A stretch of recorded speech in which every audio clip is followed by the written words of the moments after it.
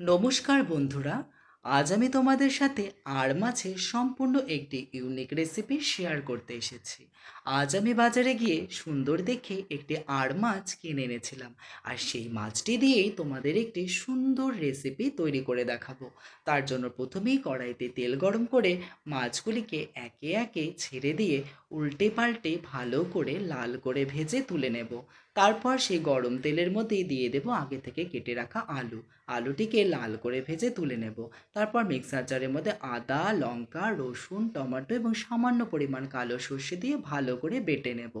তারপর সেই গরম তেলের মধ্যে তেজপাতা, কালো জিরে, একটি কাঁচা লঙ্কা দিয়ে তারপর কুচনো পেঁয়াজগুলি এবং সামান্য নুন দিয়ে ভালো করে লাল করে ভেজে তার মধ্যে আগে থেকে বেটে রাখা মশলাটি অ্যাড করে দিয়ে সামান্য কষিয়ে তার মধ্যে দিয়ে দেব সামান্য হলুদ গুঁড়ো।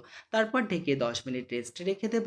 তারপর সেখান থেকে তেল ছেড়ে দিলে তার মধ্যে আগে থেকে ভেজে রাখা আলু এবং সামান্য লাল লঙ্কার গুঁড়ো দিয়ে কষিয়ে তার মধ্যে পরিমাণ মতো জল দিয়ে ঝোল ফুটতে শুরু করলে তার মধ্যে মাছগুলিকে একে একে অ্যাড করে দিয়ে মাছ সেদ্ধ হয়ে গেলে তার মধ্যে দিয়ে দেব সামান্য পরিমাণ গরম মশলা। তৈরি হয়ে গেল আজকের আর মাছের একটি সম্পূর্ণ ইউনিক রেসিপি। রেসিপিটি যদি ভালো লাগে তাহলে অবশ্যই আমার চ্যানেলটিকে সাবস্ক্রাইব করে আমার পাশে থেকো। Bye bye.